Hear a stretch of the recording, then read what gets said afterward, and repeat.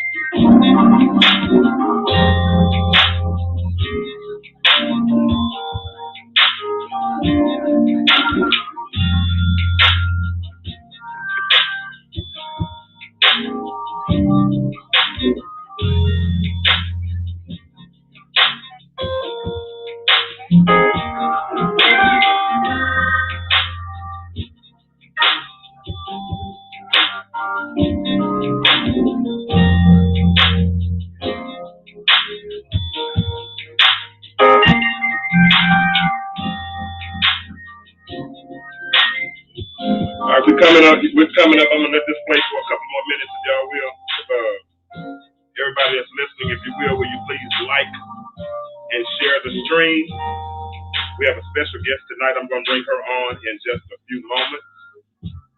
And I'm gonna ask that you would share this stream. I'm gonna play this music one more time.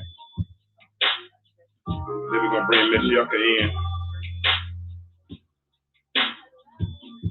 Give a couple of people a little more chance to get in. Because we had some good responses earlier today, so I know it's more people gonna. Excuse me.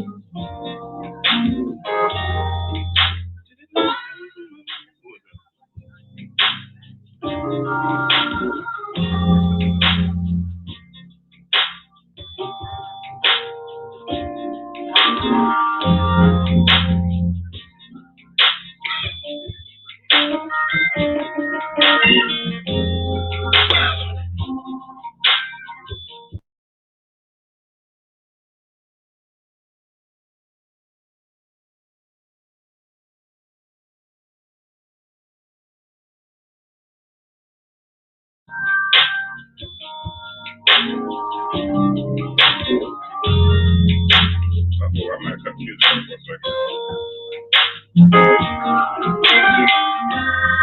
All right, about 45 more seconds, and we'll get started.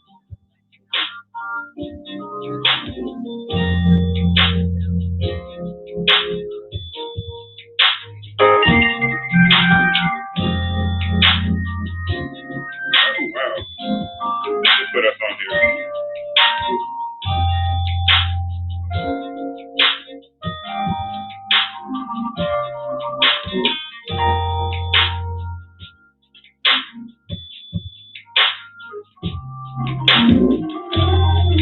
All right, there you are. Can you hear me? I can hear you, not that loud. Hopefully they can hear me. Can you hear me better now? We're gonna cut this on off. Yeah. Can you hear me better now since the music is off? I can hear you. All right, good. How you doing tonight? I'm good. How about yourself? I'm good. I appreciate you for calling me and reacquainting me with this story. When we were talking about it on yesterday. At first, I didn't know. I was like, I know she wrote a book, but I didn't remember what the book was about. And then when we started chatting about the book, then you brought up her name and you told me the story, and I was like, wow, because I remember during that time I was actually living in Conyers, Georgia. So, but we'll get into the story a little bit later. But first of all, welcome to my show. Welcome to the Intellectual Student. Well, thank you. And so you're Yucca Harris. I read the Voyager ad about you and all the things that you've done, but and how you're the modeling and all those types of things. But tell everybody who Yucca Harris is. Yucca Harris is a 47-year-old young lady that resides, and she, I'm originally from Atlanta. Um, I work in the hair industry, been working in the hair industry for over 10, 11 years. And in the past, I've been doing some modeling. So I call myself now, I'm a model turned author. So now I am a self-published author. Okay. Okay. And that's what 47 wear. Yeah, Queen. I said the same thing. And she said it like she was old, but I'm older than she is. Somebody said 47 wear. But that's a good compliment. But yeah, we actually go to church together. Yeah. I know she had been talking about her book, and for those that remember, I want, because we'll get into the book a little bit more. We're gonna kind of, because I want to do this in a broader scale. I told you in February, this is gonna kind of be a segue tonight into what we'll do later. But do me a favor, for those of us that are new to the story, because a lot of my viewers in Arkansas and other states, but I remember this was a nationwide story. Tell everybody, because with the name, first of all, tell us the name of the book. The name of the book is The Untold Story of Nikki Whitehead, Torn to Pieces, and inspired by a true story. Okay. And what was the story? What was the true story? Well, the story is actually about a girlfriend of mine's. Well, actually, she was my best friend. Her and I had been friends since we were kids. And the book is really pretty much tell you about the friendship from the beginning. When I met Nikki at the age of 12. It goes into the fact that, we met each other, like I discussed with you. It's more so we became strangers, we were friends, we became good friends, best friends, and at the very end of her life, we were sisters. She was like family. In the midst of it all, of course, Nikki and I, we grew to adolescent, adults, teenage years. We went through all that together. And the book entails Nikki's childhood. Her and I, we grew up and we went different paths. And it was almost like that saying opposite attracts, because she was totally opposite from, my upbringing. Her upbringing was totally different. She experienced a lot of things that I had no knowledge of. It was just me being that listening ear over the years. Never judgment. It's just the fact that, I loved her for who she were. And I'm pretty sure, vice versa. And so the thing is, Nikki had a set of twins at the age, 19, 18 years old. And we had a path to where, here it is. I had a daughter at 17. Nikki had her daughters, I want to say at 19. She had a set of twins. She met the father of the twins, knowing pretty much not that much about him, to find out that, he was married, already had a family. Originally from Kingston, Jamaica. She didn't know pretty much about his background and upbringing. She would later find out about the father of the kid's background, and his name is Chino, and it's listed in the book. So it just goes into the whole aura of us growing up, and here it is, we having kids. We're still pretty much doing what we were doing, childhood, teenage, and into the adulthood.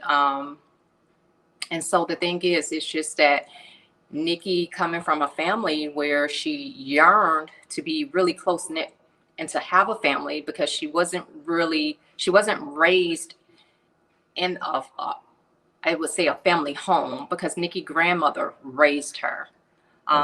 And in the book, I go into more and more details as far as what lead up to the fact that she wasn't raised with a mother. She wasn't raised with her siblings. She was the oldest of 5. So it just entails that whole family oriented, where it wasn't really just a regular home that she was brought up in. It was more of a dysfunctional family. Gotcha. Her mother never got along with her mother, and then Nikki didn't get along with, you know what I mean, her mother. And here it is, the kids grew up to at the end, you know, murder their mother. So it's just leading up to the murder of Nikki Whitehead. And you said that occurred 13 years ago today? 12 years ago today. Yep. So yeah, her murder took place January 13th of 2010.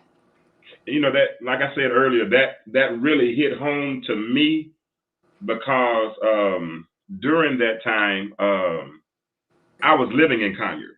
Okay. And living in Conyers, my kids went to school at the middle school and elementary schools during that time. And I think I remember the big police presence and all that stuff in that area, because I remember the area that she stayed in. And they said that this beautiful young lady was found murdered. I think she had been stabbed to death and was in the bathtub. And they were trying to figure out who killed this young lady. And then we found out a couple of months later that it was her very own daughters who murdered. It was two twins, and the twins were, and I don't want, not that beautiful people can't do anything, but these two little girls are beautiful. I mean, were beautiful, gorgeous little girls that you wouldn't imagine doing anything like that. And I read in the book how I hadn't read the complete book yet, but I read the what Amazon gives you as the kind of the lead up, and you described how it was when you went to the house that day. Can you take us through that moment again, real quick? And like I said, we'll talk more about that in February. But I got a few people that are asking questions in the chat, and I want to say, can you take us? How did you hear about it? And then after you heard about it, what was your response and all those things? Okay, what led up to that is that, and get into the story, you would know that the girls was taken out of Nikki custody for about a year and a half. A lot of people get that misconstrued to the fact that she didn't have custody of her kids. She always had custody of her kids. It's just that her and her kids always lived under the same roof under her grandmother, and which is the kids' great grandmother. So they all lived together. It's just the fact that Nikki ventured out in Conyers because she had met her boyfriend, Robert, at the time. He was a truck driver. Nikki was a hairstylist. And so a year prior to January 13th of 2010, a year prior to that, Nikki actually went through this whole disciplinary, trying to discipline the girls, because here they were, teenagers. And she found out some things about the girls as far as kind of flirting, coating with older guys, and she didn't want that for her kids. Did you say coating? Yeah, well, you know. Wait a minute. Do they still use the word coating? Well, you know, we old school, right? So that's the thing, that she found out that they were doing all what we had done in our days. You know what I mean? Okay. And so, with that being said, it's that she tried to, remove a telephone from a cell phone from one individual, and it broke out. They broke out into a fight. Okay. So the police got involved, the courts got involved, and then it became an issue where they wanted to separate the kids, because at this point Nikki is living with her boyfriend, because they all, her and the kids with Robert, and great grandmother is over there, living, within her household. So when the fight broke out, they actually separated Nikki and the kids and wanted the kids to go over to Della, which is her grandmother, which is the kids' great grandmother. Okay. And so when the courts went to do reviews, quarterly, it was a review coming up, the board will look at certain situations while they were in the custody of their great grandmother. Because you got to look at it. Nikki had turned from being the victim and it turned out to be that they was making her the villain. She was the victim a year prior to her death, and Nikki was trying to explain to everybody, to the courts, what the girls was doing. And sometimes Nikki whole way of doing what she was doing didn't come off as believable, so therefore the courts was no longer believing what Nikki was saying, because the girls were so manipulative that where they was able to turn that whole thing around and pin it on Nikki. So when Nikki let it be known that one day she went to court, this was after a year of separation from the kids, she knew at some point that she would have to get the girls back in her custody. Leading up to that is just that Nikki called me and she told me one day she had to go to court. She go to court. It was very unexpected that she got the kids back in her custody, and she was doing everything, James, under the sun, to keep these girls really happy, content, because at this point, when they were told they were going back home, they didn't want to go back home at this point, because they had so much freedom with the grandmother. It was freedom with their great grandmother. They was able to do what they wanted to do, and that's why the courts turned the whole thing around, because of the fact they saw that they were no longer, going to classes. They were skipping classes. The attendance had dropped. The grades was dropping, being out of Nikki custody. So therefore, she was rewarded the kids back to her. And so in that moment, she was really out here in need of any assistance. You know what I mean? A listening ear. Anybody will listen. She was a hairstylist, so everybody in her chair, she was letting be known what she was going through. So within that it was a 2-week period that she was only to have the girls. It was a trial and error type situation. Okay. And so it was 2 weeks that she had the girls. And that Saturday leading up to, I'll never forget, it was a Wednesday when they killed her. January 13th, 2010 was on a Wednesday when they murdered her. I never forget, because that weekend she called me that Saturday, and she had them at the salon, the hair salon, with her. And she was just telling me how they were so unruly. She never had experienced the things that they were taking her through. You know what I mean? Because they didn't want to be there. She called me that Saturday and told me if anything happened to her, she said the kids did it. Really?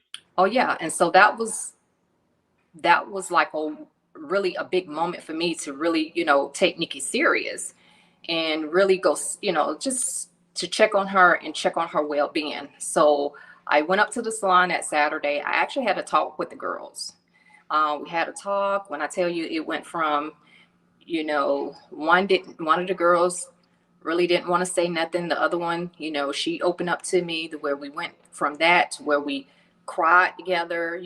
I gave them all my information, because I knew my girlfriend at times can be, she'll go from 0 to 100 real fast. And I was just letting them know that here it is, you have me. And I explained to the girls that the kids, I explained to them that Nikki had been a girlfriend of mine since their age. And I just felt like at that time, she was saying it was being very disrespectful.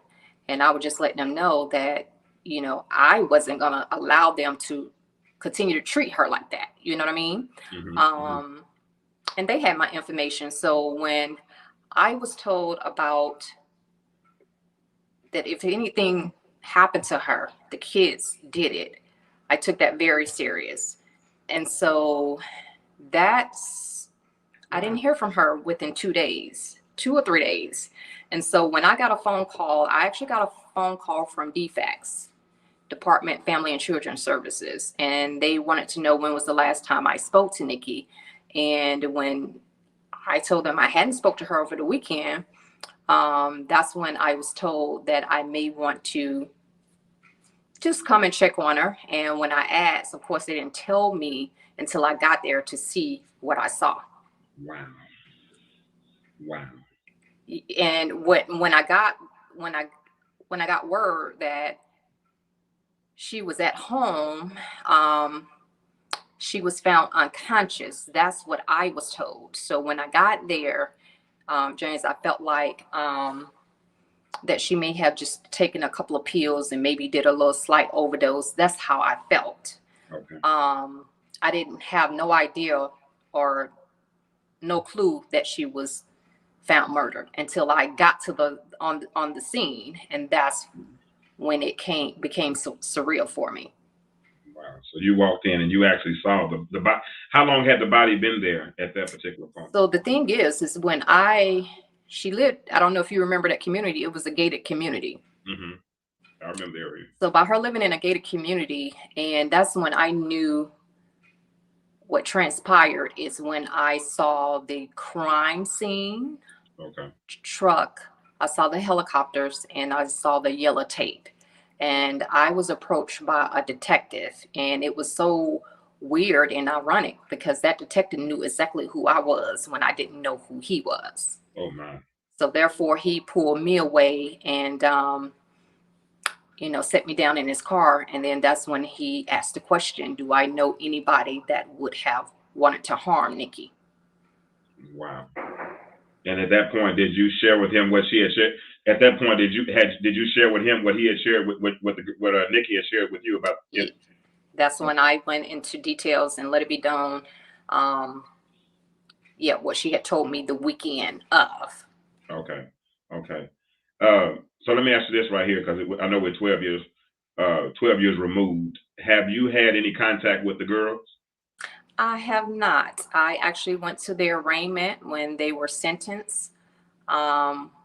We weren't able to exchange words. It was just me sitting there and listening to all the charges and whatnot, what takes place in the courtroom. But I have not talked to the girls. Really? If you talk to them, what would you say to them? And that's a good question, because one thing I can say is that I'm at peace. Okay.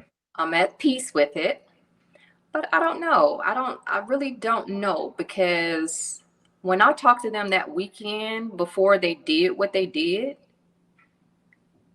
I mean, I just felt like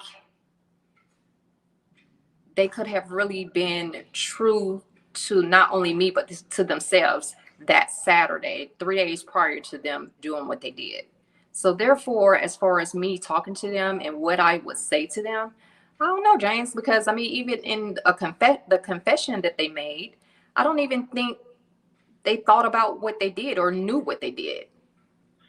While you say that, let's watch that. Hold on, I have a little clip of that. Let's watch a piece of that right quick, if you don't. Lie while under interrogation and even mock officers after the arrest. Tonight, you'll see those same twin sisters admit to brutally killing their mother. This week, 11 Alive cracked open the case file of Jasmia and Tasmia Whitehead. And tonight, the most chilling details yet. Katie Beck is here with the twins' confession. Well, Brenda, we pick up almost exactly 4 years after the crime, the twins about to go to trial. Instead, they accept a 30-year sentence and start talking about what actually happened the morning of the murder. It wasn't like it was a fight on the street. It was more of a fight till somebody died. A fight with their mother after waking up late for school. She just started waving the pot around and things like that or whatever. And so I guess she trying to hit us with the pot.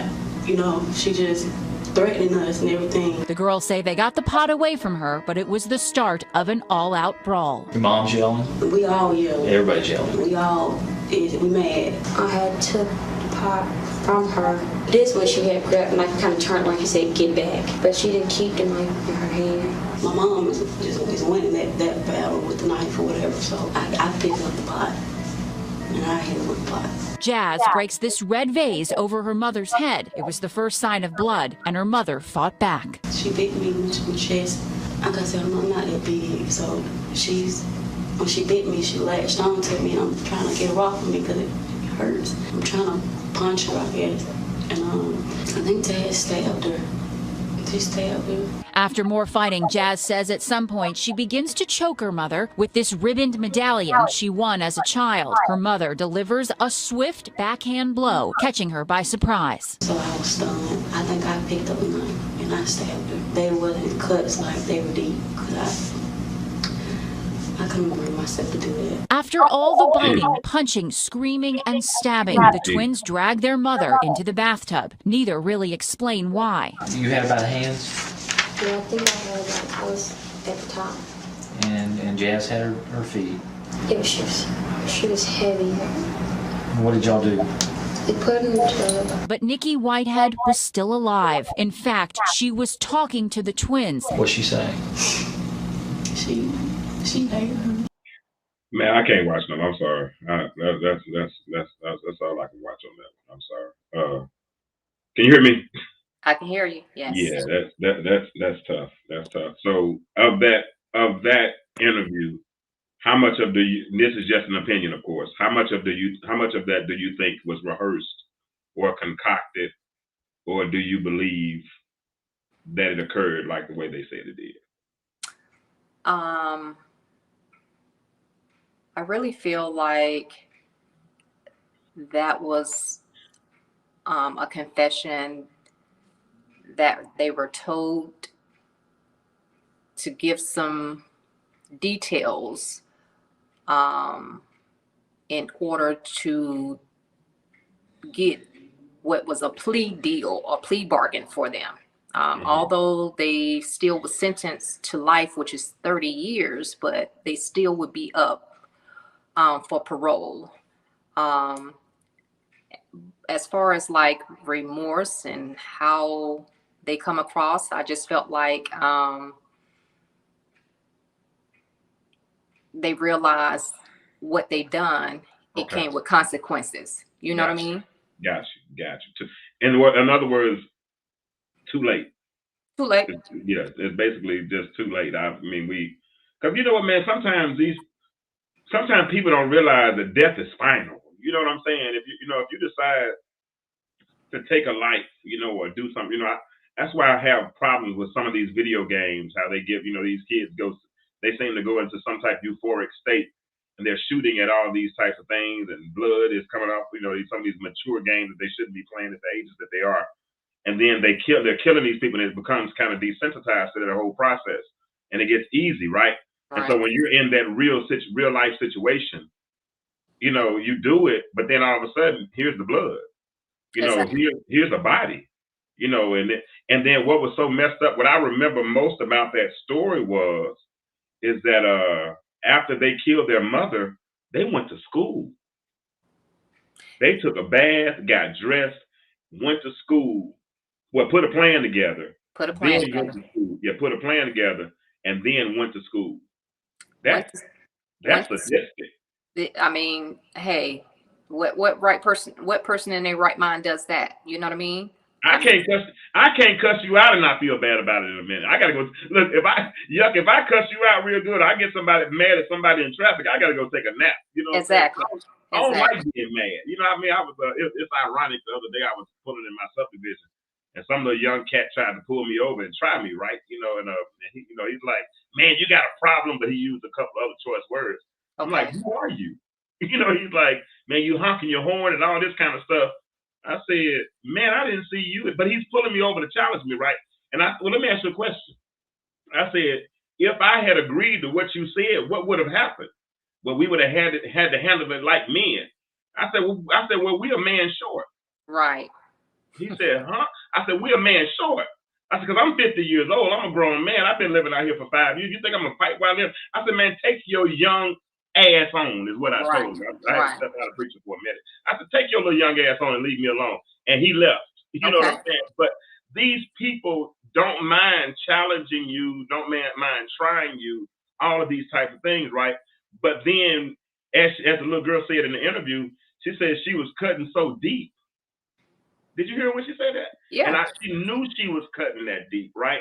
Yeah. And all of a sudden, they look up. Mama's gone. And then the way they try to hate, they said that the mama was saying to them on her way out, I hate you. And so when I heard that, because I think somebody had asked me before, like, what do you think Nikki was telling them? See, I thought the opposite because she loved them so dearly, James. Okay. I just knew that she was telling them, although you're doing this to me, I love you. Wow.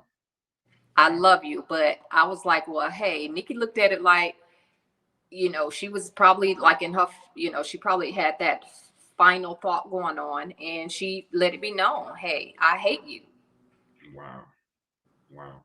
you know, and I felt like, you know, that whole confession, yeah, it was something you guys had to come up with, because at this point you were got, because even through that whole process, I don't know if you guys or anybody even know, those girls walked free for a good, after we buried Nikki, and they wouldn't release a body until the coroners did everything, because you got to look at it. This was known as a murder mystery, because at this point they wouldn't letting it be. They didn't let it be known that the girls did it. You know what I mean? But anybody that knew Nikki, anybody that was close to her, we already knew that the girls did that to her. But outside looking in, you looked at it like it was a murder mystery. Was it her boyfriend? You know what I mean? Yeah. I mean, that's the first thing anybody's gonna think in an instance like that, where a woman is killed, 34 years old, beautiful like she was.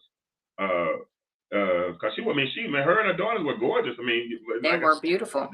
But I mean, bad things happen to, you know, beautiful people too. You know what I'm saying? And beautiful people, it's people with light skin with good hair in prison. You know what I mean? All those types of things. And I think that's why too it called international national news, because of the fact that you don't hear that too much in our Black community. And they were beautiful girls. And before this, they were A1 student. You know, they were A students. Yeah. You know, I did a show. I've done a show, a couple of different shows. One show, and I'm not gonna keep it too long, but because we're gonna do this for real in February. Okay. But I did a show called "When Mothers Are Jealous of Their Daughters," and that show got a lot of traction, and I didn't realize that that whole thing existed, with women being jealous of their parents being jealous of their kids. Period. It exists. It does exist. Yes, it does. But it didn't exist in this scenario, though.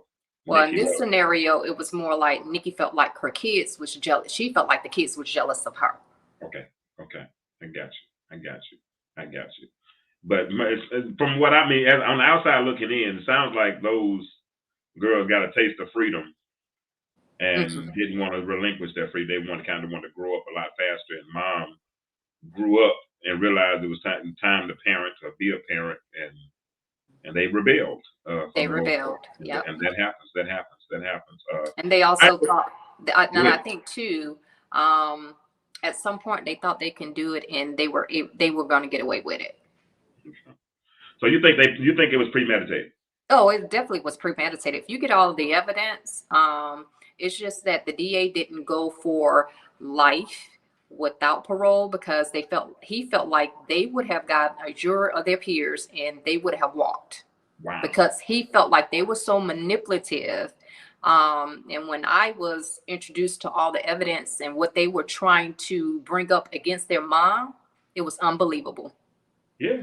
They almost swayed me with the little interview. I mean, when I was watching it earlier, that's why, you know, I'm very cautious, because number one, this is your story and this is your book, and I appreciate you for letting me help you tell it. But when I asked you, did you mind if I shared that video, I didn't want to paint a narrative that's opposite of the message you're trying to convey. You feel what I'm saying? And by my estimation, it looked as though those girls were trying to demonize the dead. We see people do that all the time. They love to, and since a dead person can't tell their story, so there's a term, you know, you got brainstorming, where we all put our ideas out there together, but then you also have groupthink, right? Where groupthink is where I make a subliminal suggestion, and then I hope you jump on my side. So they put this suggestion in the media as though mom was abusive, that mom was, you know, and I ain't gonna lie, I got teenagers. Well, I had teenagers, they're grown now. But I know what it feels like to wake them up in the morning. And I know sometimes when they don't feel like getting up in the morning.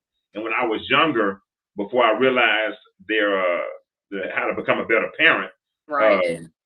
Because I stopped all that yelling. If they were supposed to wake up at 7, well, then I just got to the point where I get up at 6:45 and just go turn the light on. Okay. So the light would do for 15 minutes what my voice wouldn't do when I was younger. When I'm like, get up, get up, get up, get up. So the way the girls painted the picture, saying that we had overslept for school. She came in hollering, yelling, and all of a sudden, you know, why are you yelling? And then next thing you know, a fight ensues. That shouldn't be a reason to fight. You know what I'm saying? And the last thing you fight should and to kill. Yeah, you know, and there's a fine line between abuse and discipline. You know what I'm saying? And so if I'm not trying to fight my child, and I would hope my children wouldn't try, to fight. I think after a certain age, I didn't even spank my children anymore. I did that when they were all young. I could talk to them when they got to a certain, you know what I'm saying? But Mm-hmm. I don't know how that whole parenting dynamic worked. But I just hate, that your friend because I read your words, and I talked about you talked about how you met her the first time and how she was dressed and how Oh she yeah, tried to introduce you to the little boy across the street. yeah. You was here, Mama was. I read it. I read it. I'm gonna have to get the rest of it and read it all. And there are actually people in the comments now asking, what's the name of your book and how they can get the book. Will you show them a copy of it? And Yeah, can they see it? It's let me put you on the screen by yourself. Hold on one second. okay. Let me blow you up. Let me blow you up. All right, boom. Can y'all see that? Can you see it? It's the Untold Story. Move it to your left a little bit. Right there. The Untold Story of Nikki Whitehead, torn to pieces, inspired by a true story. And I'm gonna put her name in the chat. And if you Google her name, Mm-hmm. you can It'll find come up. the book. That's how I found it today. Her name is Yucca Harris. Now, Yucca and I wasn't planning on doing a full show tonight. I just wanted to do a snippet of an interview.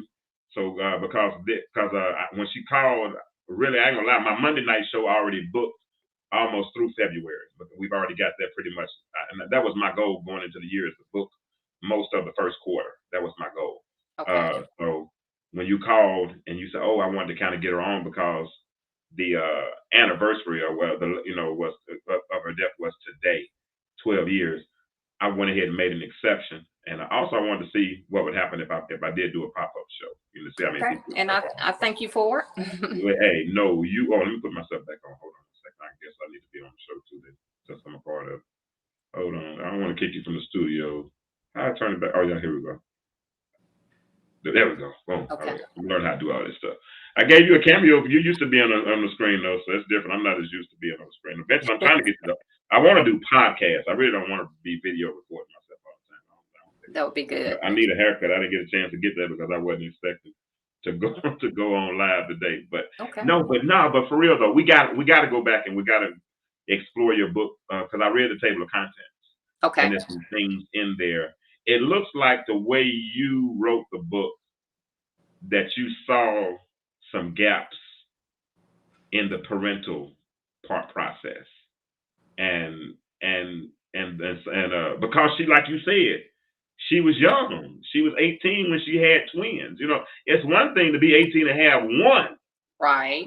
but then to be 18 and have twins. You know what I'm saying? And then you got to figure out how you're gonna provide for them, and then you still got to live your life, and Exactly. you got to do all those things. So it's almost like babies raising babies, and grandmamas ain't like they used to be. I tell people the world got worse when grandmamas got younger.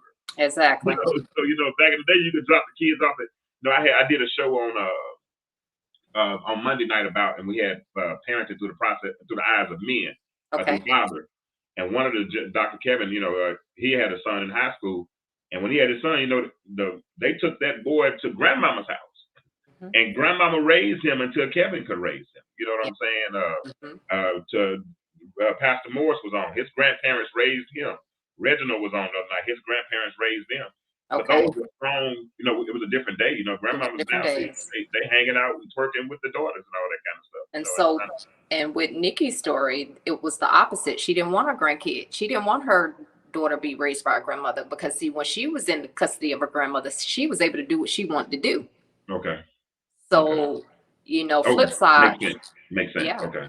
Yeah, she didn't want that for her girls. She wanted to raise her girls, and she wanted to have hands on with her girls. And so she tried to break that whole cycle at the point when she moved out.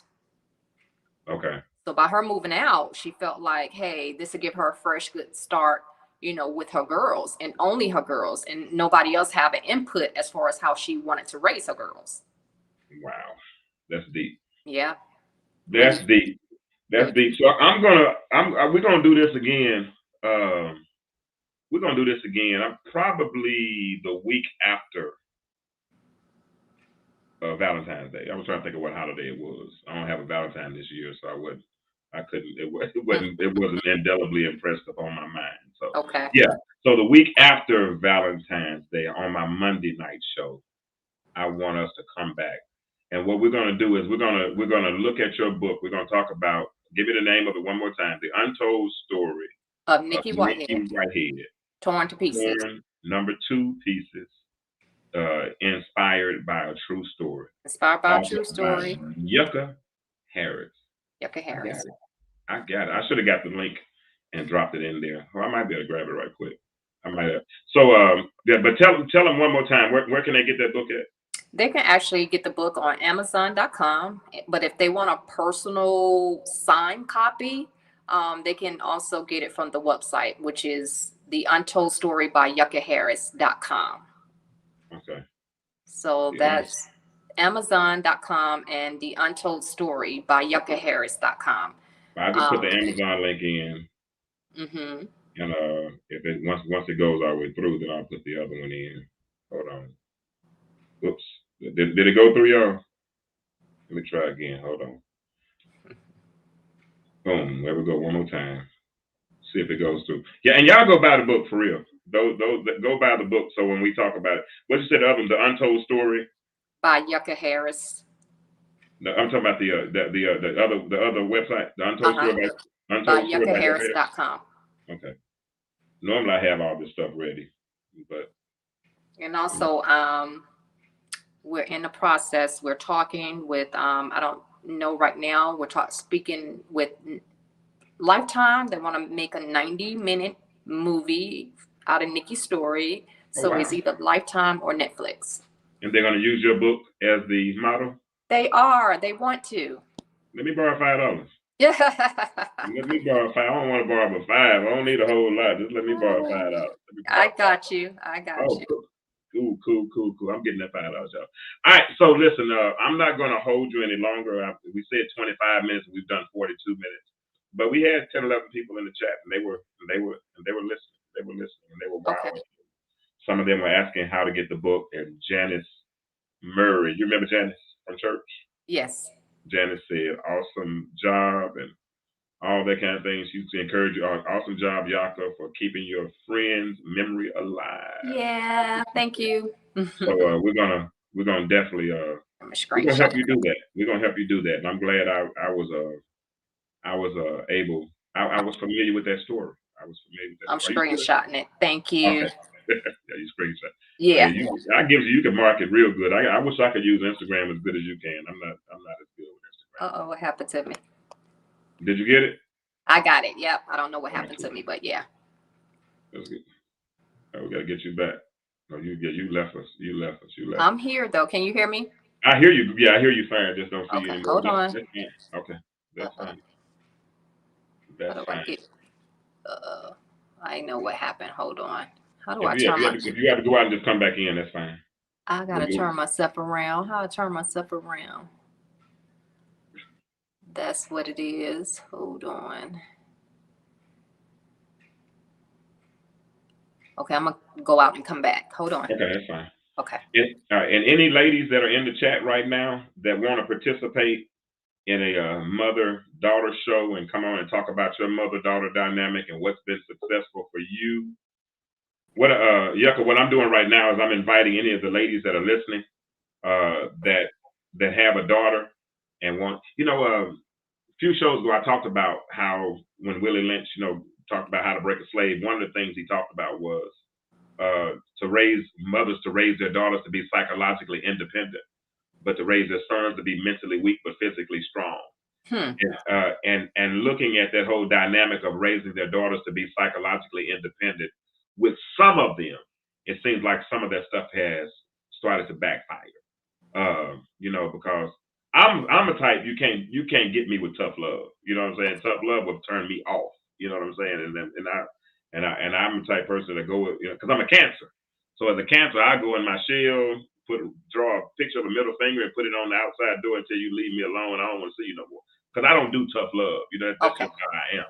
And so I know that sometimes raising your child to be psychologically independent sometimes involves using tough love. And my problem is that families are breaking up so bad now that when children are turning 18, 19, they're leaving and not coming back. And so I want us to work on having healthy relationships.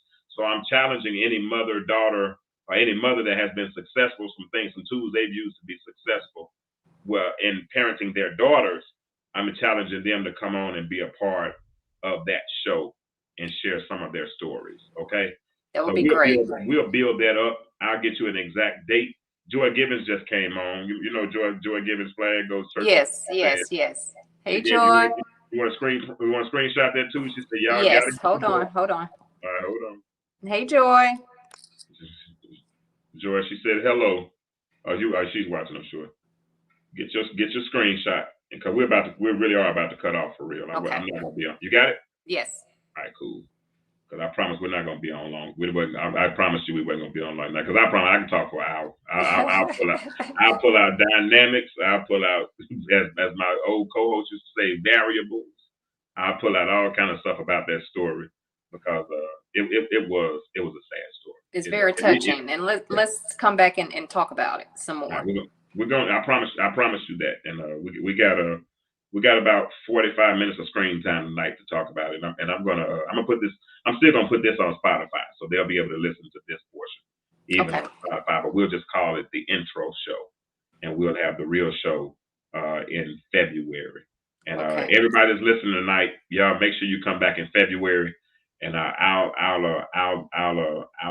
build it up to let you know exactly what we're gonna talk about. And listen, go get her book. I promise you got to let me get one, Yucca. But I'm gonna read. I want to read it so we can read it knowledgeably, because if it's what I think it is, it might end up having to be a 2-part show or something. And if that's the case, we'll do whatever we got to do to make it work, because we got to make sure Nikki's story is told, and we got to make sure people learn from their experiences. Exactly. 30 years is a long time to give up your life because you don't like somebody. You could have just walked out. That's right. That's right. All right. So listen, it's been real. I've enjoyed myself. Yucca, I thank you for coming on tonight. Everybody that's in the chat, I appreciate y'all. Make sure y'all share this, like it, love it, heart it, whatever. And we'll see you all again on Monday night. Monday night show, I will have Corey back. I have Reginald back, and we're going to be doing another show on fathering, but we're going to mix in coaching and fathering. And so we're going. I got the men kind of leading this year, the year off, the first couple of shows of the year. Then we'll get back into some more things. But I appreciate you, Yucca. Yeah, I appreciate you. No problem. You have any closing comments before we get out of here? No, I just want to thank everyone who have read the book, that is looking to purchase the book. I mean, I thank you guys, and for the support and for the love you have for her story, for Nikki's story. That was my chica. They took her away, but she would never be forgotten. All righty then. We out of here. If y'all want to on the path to better t-shirts or anything, y'all feel free to do I have it's right there. Y'all can go to the website and get it. Yucca, I gotta get you to where I need to get you a hoodie or a t-shirt or something so you can take a picture into something. Will you do that for me? Yep, give me a hoodie. Get you a hoodie? What size you wear? A small. I already got it. Okay. Send me an address or whatever. We can meet somewhere. I got your book. Well, let's make a trade then. Okay. Let's make a trade. Let's get together the next week or so. Okay. And I'll meet you, and I got a hoodie for you, and you have a book for me. Cool. Okay. All right. Y'all know what I say every time I close. The world is changing. Why do you remain the same? Have a good night. Talk to you later. Thank you. All right. Good night.